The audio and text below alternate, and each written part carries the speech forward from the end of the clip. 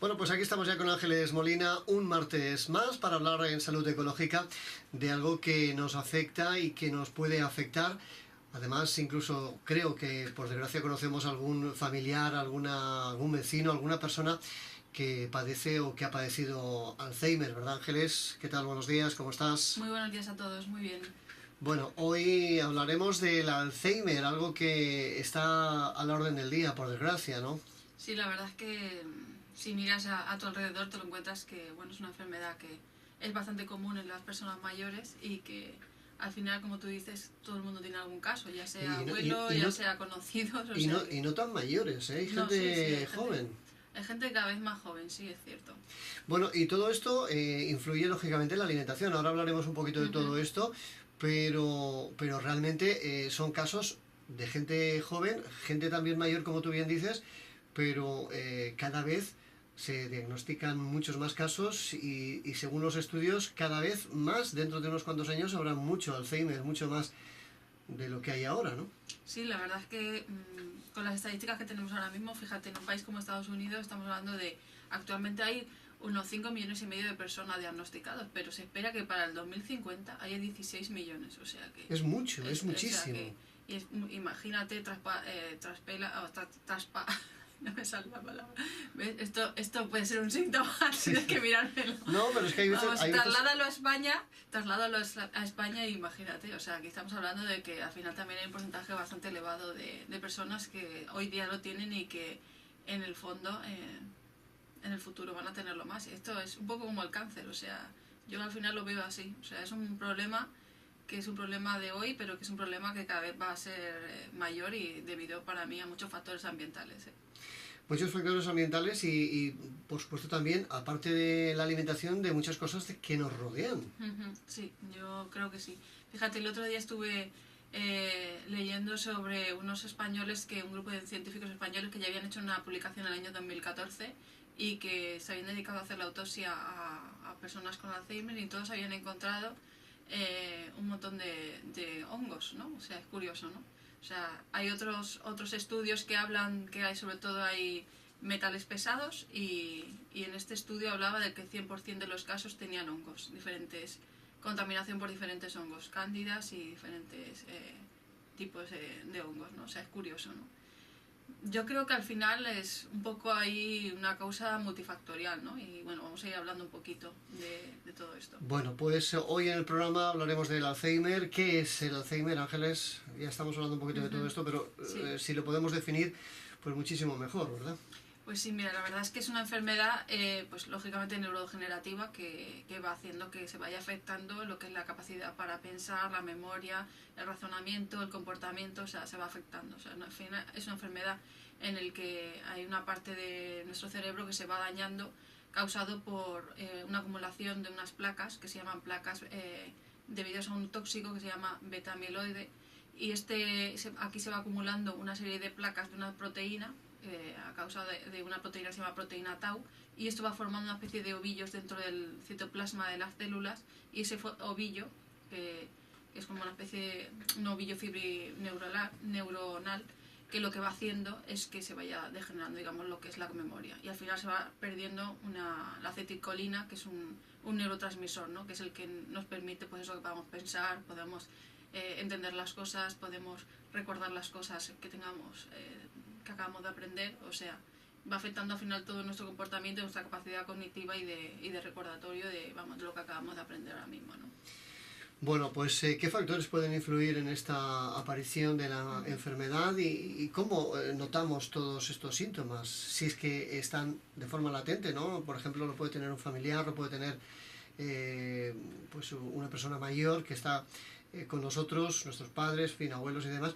¿Cómo lo podemos detectar? Y gente joven también, claro. Sí. Pues mira, la verdad es que empieza a diagnosticarse normalmente porque la gente ves que empieza a tener como una especie de fallos de memoria, ¿no? Sobre todo cosas que son muy repetitivas y, pues digamos, ves que la persona te acaba de contar una cosa, te vuelve a contar, ¿no? O sea, es como el síntoma típico que casi todos vemos, ¿no? O que esa persona se desorienta, no sabe dónde está, no sabe cómo ha llegado hasta ahí. Son cosas que hay veces que las achacamos a la edad, pero no, realmente tenemos que distinguir entre lo que es propio de la edad y es propio de esta enfermedad, ¿no? Y son, digamos, signos que te van indicando que la persona está empezando a tener este problema, ¿no? Entonces hay veces que, como digo, para mí hay una serie de cosas y de factores que son cruciales, ¿no? No poder hacer sumas y restas, por ejemplo, con tu dinero, o no poder controlar ahí el tema económico y no poder pagar o que lo que te han devuelto, ¿no? Eso sería como uno de los signos.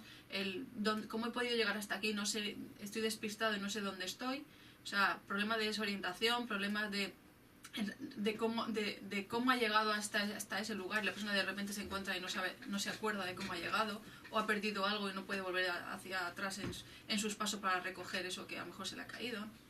O sea, son cosas que no son tan típicas de la edad, que hay veces que las achacamos a eso, pero realmente no lo son, ¿no? Y sobre todo, personas que pues ves que se repiten y se repiten de volver a contar la misma historia una y otra vez, cuando te la acababan de contar, o te lo preguntan una y otra vez lo mismo, ¿no? O sea, están ahí.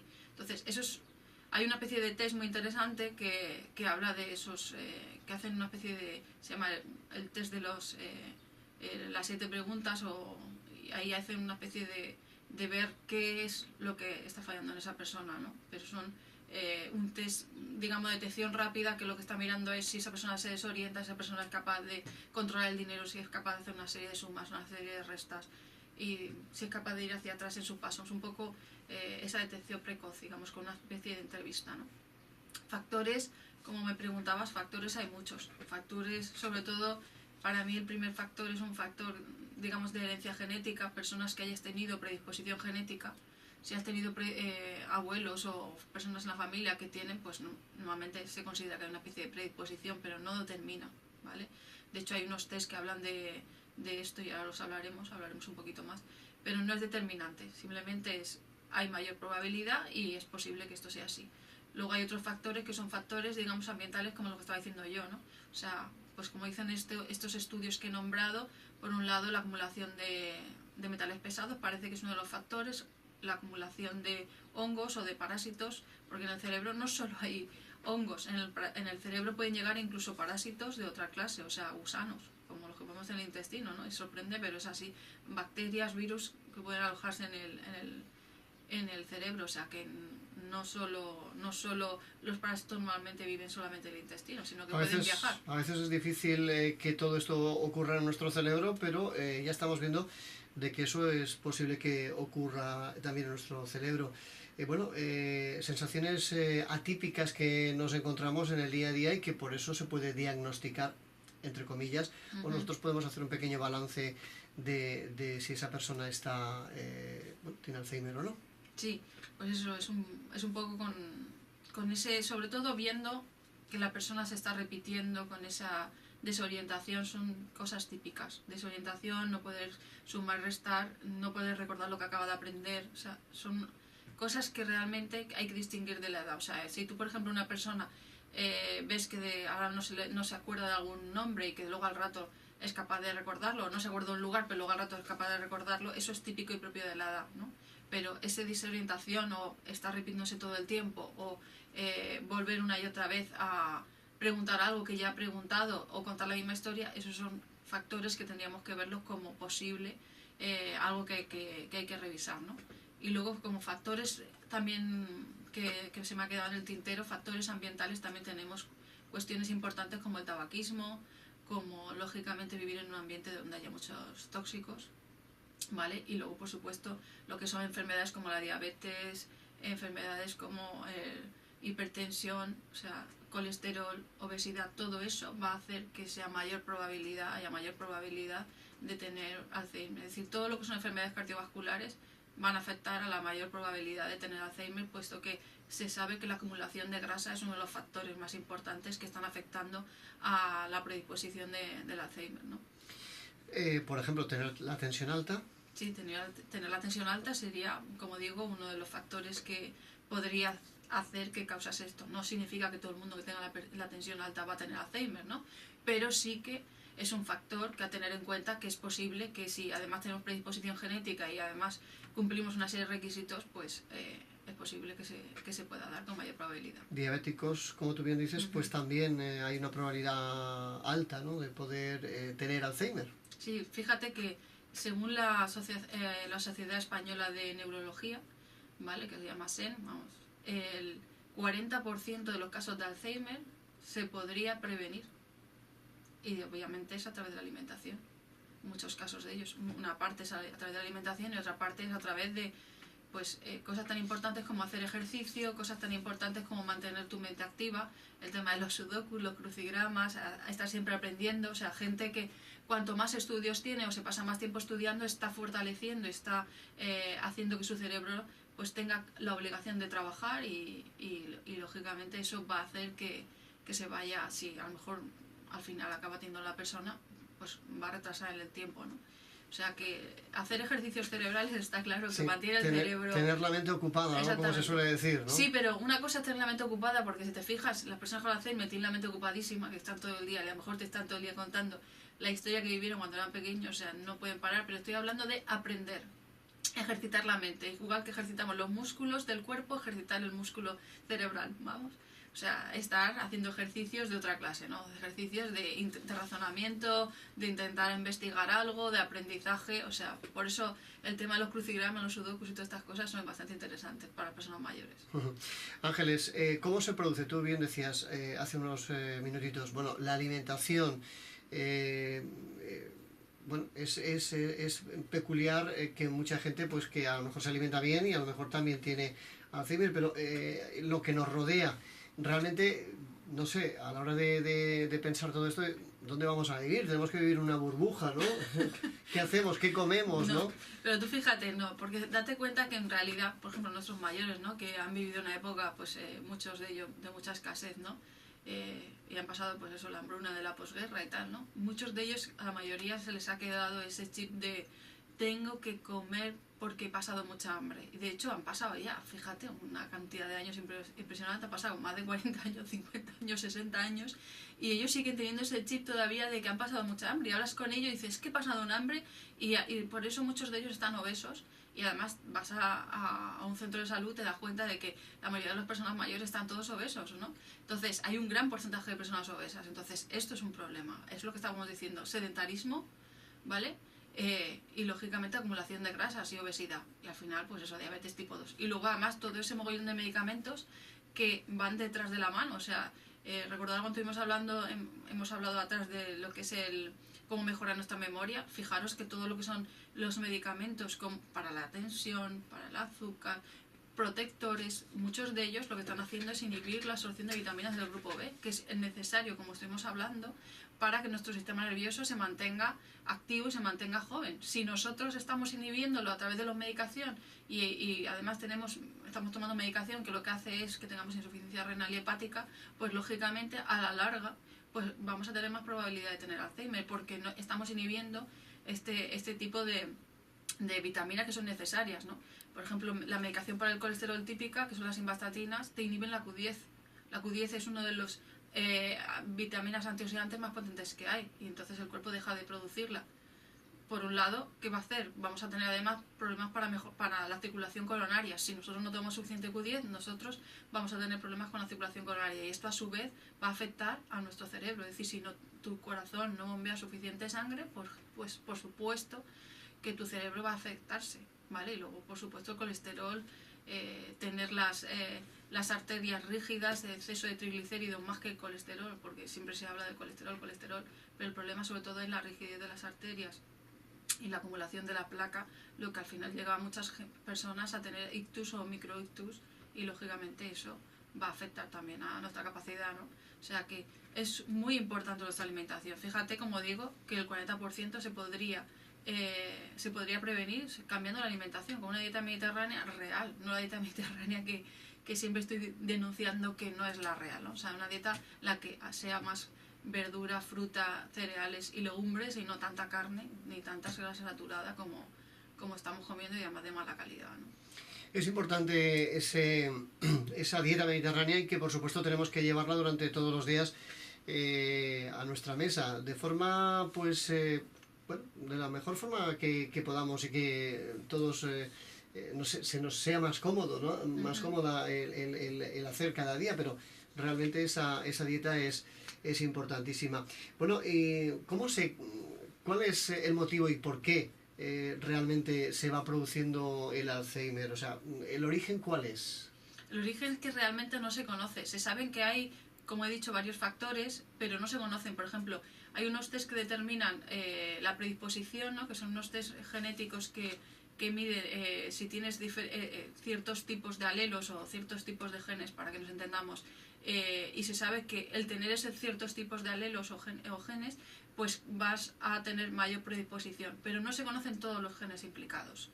Como digo, es algo muy multifactorial, porque hay gente que de hecho tiene ciertos tipos de genes y luego resulta que ahí debería de tener o desarrollar la enfermedad y luego al final no la desarrolla, puesto que la otra parte sería algo, como digo, una cuestión pues que tiene que ver con el ambiente, ¿no? Factorial, multifactorial, de si hay además tóxicos como el tabaco, si además he trabajado en un ambiente tóxico, si además mi alimentación es la correcta. O sea, quiero decir que no se saben todos los genes que hay implicados por un lado, y por otro lado se sabe que hay muchas cosas que están influyendo y no se conoce realmente todos los genes que hay, ni todas las causas reales. Es decir, digamos que es algo que sabemos que está ahí, que a veces, bueno, pues hay en cierta forma medicación, pero quizás una medicación que no cura realmente el Alzheimer. sí, es algo que realmente lo que está intentando es paliar los síntomas o parar, frenar el que se vayan produciendo esas placas, ¿no? De proteína.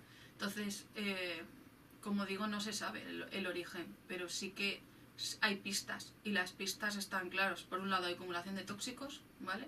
Por otro lado, si yo tengo hongos en el cerebro, quiere decir que nuestro sistema inmune, está preparado para que nosotros no seamos capaces de intoxicarnos con un hongo, es decir, que ese hongo sea capaz de entrar en nuestro torrente sanguíneo y vaya proliferando por todo nuestro cuerpo, es porque el sistema inmune está fallando. Es decir, si nuestro sistema inmune es capaz de fallar hasta ese punto, es que hay algo que no está bien, ¿no? Y siempre ahí nos vamos a ir a intestino, hígado, es decir, nuestro sistema inmune ha fallado por algo. O sea, la alimentación no es la correcta y además hay mucho estrés físico y emocional, o sea que hay que mirar ahí.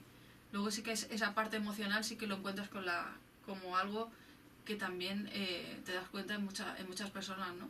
Que hay veces que esa parte emocional a veces no se tiene en cuenta, pero hay gente que realmente tira la toalla, que está cansado, y que eso pues puede hacer que haya una degeneración, ¿no? Porque hay personas que realmente dicen, ya no quiero más, o sea, no quiero seguir por aquí y esto me agobia, esta forma de vivir me agobia, a lo mejor he tenido mucho resentimiento, vivo mal y decido buscar otra salida, y la salida a lo mejor es evasión. Ese es otro factor para mí que a veces no se tiene en cuenta y que es un factor que hace que algunas personas realmente quieran vivir de otra manera y viven a través de la evasión, ¿no? Bueno, prevenirlo, entre comillas, bueno, no es tan fácil prevenirlo porque realmente no sabemos tampoco el origen, ¿no?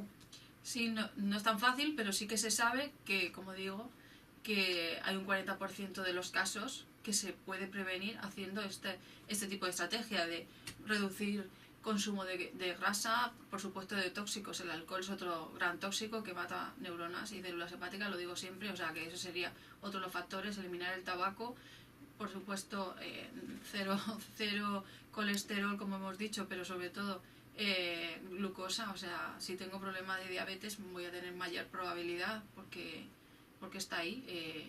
O sea que hipertensión, glucosa, triglicéridos, todo eso hay que solucionarlo a través de la dieta. Luego, alimentos como por ejemplo la vitamina E, que es muy antioxidante, se sabe que es capaz también de mejorar bastante el estado y de frenar, sobre todo prevenir. Y luego lo que es el omega 3, o sea, la cantidad de personas que no están tomando la cantidad suficiente que necesitan de omega 3, que siempre lo digo, y la importancia que tiene para mantener nuestro sistema nervioso decentemente y para sobre todo prevenir y mantener, o sea, es importantísimo. Es que te encuentras que hay niños desde pequeñitos, que hay muchos de ellos que no comen nada de pescado y no toman nada de omega 3, pero es que luego hay adultos que es igual, que sobre todo la comida basura, que es rica en omega 6, que lo hemos estado hablando, y la comida basura, la importancia que tiene precisamente para inhibir el poco omega 3 que consumimos a través de la dieta.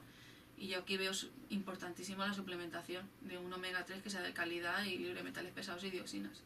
Bueno, Ángeles, viendo un poquito todo esto, está claro que todo se basa, o la mayoría se basa en comer pues eso, comida mediterránea, en tener una vida saludable. Lógicamente, entre todas las enfermedades siempre vamos a parar a que la alimentación es lo más importante y es lo que hay que tener siempre en cuenta, esa dieta mediterránea.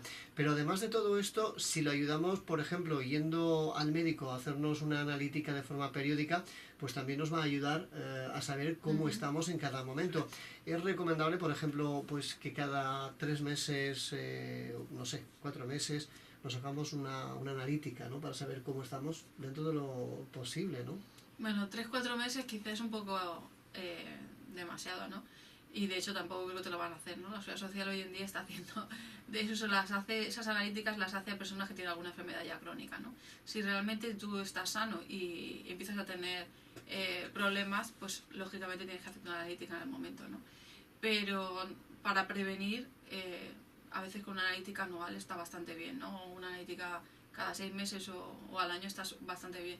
Lógicamente, si ahí hay un problema, es decir, si empieza a tener fallos y esto ya es preocupante, pues hay que ir al médico y hablar del problema y que te haga la analítica pertinente, ¿no? Pero para este tipo de situación, aparte de la analítica, pues hace falta esa entrevista, esos tipos de test para averiguar si hay algo más y luego resonancias magnéticas, un TAC, una cosa que se llama TEP, que es una especie de TAC con un contraste y ver si realmente ya hay algún tipo de ovillo de estos que he dicho y algún tipo de fallo, o sea, si se está ya perdiendo parte de nuestra capacidad a través de la neurona, o sea, que decir, si ya hay afectación neuronal y se puede ver, de hecho, hay gente que todavía no tiene síntomas y le hacen la resonancia y se encuentran que ya empieza a haber actividad, o sea, que decir que ya empieza a haber acumulación de esas placas y esos ovillos, aunque la persona todavía no empieza a tener todavía los síntomas o los síntomas no son muy evidentes, ¿no? Porque hay veces que lo achacas a que, bueno, como eres una persona despistada y tal, a veces se mezclan mucho las cosas de, pues eso, si una persona es despistada se mezcla mucho el despistado con cosas que realmente tienen que ver con la enfermedad, ¿no? Entonces, a veces eso es un poquito complejo. Por ejemplo, no sé si es una similitud o no, pero por ejemplo, el tener Parkinson puede ser o puede tener unos síntomas también parecidos a lo que puede tener una persona si tiene también Alzheimer. Sí, la verdad es que los confunden bastante. De hecho, hay personas que tienen temblores y piensan que tienen Parkinson y luego a lo mejor tienen Alzheimer. O al revés. O al revés, y porque al final hay una afectación del sistema nervioso, ¿no? Y entonces depende de dónde haya habido esa afectación, pues te puede afectar a una serie de cosas, ¿no? Te puede afectar al movimiento, te puede afectar al habla, te puede afectar a la coordinación.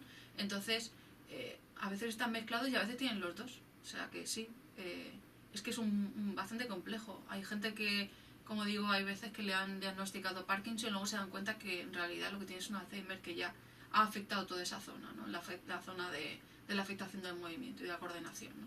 O sea que es bastante complicado. Bueno, pues para cualquier persona que nos escuche ahora mismo y si tiene alguno de estos síntomas, lo que debe hacer es ir al médico. Sí, está claro. Y lo que tiene que hacer es ir al médico y hacerse las pruebas pertinentes. Y luego yo lo que creo es que si al final nosotros somos herencia, ¿no? Y somos herencia no solo genética, sino herencia también de costumbres y de cultura. Entonces yo creo que hay que mirar a nuestros padres, a nuestros abuelos, qué enfermedades tienen, qué enfermedades han pasado y de qué se han muerto, y entonces mirar nosotros nuestra predisposición genética. Si yo en mi familia he tenido pues Alzheimer o he tenido cánceres o he tenido enfermedades neurodegenerativas o enfermedades cardiovasculares, tengo que mirar que esos son, digamos, mis puntos débiles. Y tengo que poner las herramientas. Y las herramientas, para mí, la principal herramienta es mejorar tu estado emocional, por supuestísimo, y por supuesto, como digo, siempre la alimentación. Entonces, todo lo que yo pueda prevenir, fijaros que estamos hablando de que se puede prevenir en un 40% de los casos, o sea, que se podría reducir mucho. A mí me preocupa bastante. Sí, pero cogiéndolo a tiempo, pero claro, el problema es que a veces no sabemos ni quién lo tenemos o que lo padecemos, ¿no? Incluso ni nosotros ni un familiar, a lo mejor, ¿no? Sí, pero bueno, pero como digo, siempre hay al final, tú ves tu abuela, no sé, en mi familia, pues todas las abuelas han acabado con el Alzheimer, una gran mayoría. Sin embargo, otras no, las que se mantenían delgadas, las que estaban obesas, todas con Alzheimer. Ya tengo claro ahí hay un indicio en el que obesidad y Alzheimer van como de la mano, ¿no? Por lo menos en mi familia. Y estoy hablando de gente que supuestamente comía súper bien, pero se pasaba de comer. Es decir, a lo mejor la comida era de mucha calidad, porque lógicamente la comida de mucha calidad, pero si estaban obesos había un problema con la comida. Pues, y sin embargo, si miro las otras abuelitas de la familia que se mantenían delgadas, pues, y no han tenido Alzheimer, o sea que para mí hay una relación ahí bastante clara. Y luego la actitud ante la vida. O sea, no es lo mismo tener esa actitud, digamos, positiva, esa actitud de quiero seguir aprendiendo, quiero seguir descubriendo el mundo y ejercicio. No es lo mismo esa actitud, que es una actitud, digamos, más sana, que una actitud de, pues, de resentimiento, de reproche, de vivir amargado. No es lo mismo. Muy bien, pues esa felicidad que es tan importante y que, como siempre, Ángeles nos recuerda cada fin de semana, porque es lo importante, ¿no? De vivir, eso sí, lo más feliz posible, ¿no? Dentro de los problemas que puedan haber cotidianos en el día a día, lo más importante es eso, pues vivir con alegría y vivir con felicidad el tiempo que se pueda, ¿no? Sí, yo me acuerdo, fíjate, mi abuelita que se murió con Alzheimer, ¿no? Y ya te digo, esto hace 20 años prácticamente. Y es curioso porque en su vida, pues al final estaba bastante obesa al final. Los 40 últimos años de su vida estaba bastante obesa, y además era una persona que tenía muy metida en la cabeza el tema de la hambruna, de la guerra, de las cosas que pasaron en la guerra. Y eso te lo ves en muchos mayores que lo han pasado muy mal siendo jóvenes, y se les ha quedado ahí, y es como que se han quedado atascados en eso y no lo han resuelto, ¿no? Y creo que es importante también para nuestra vida, ¿no?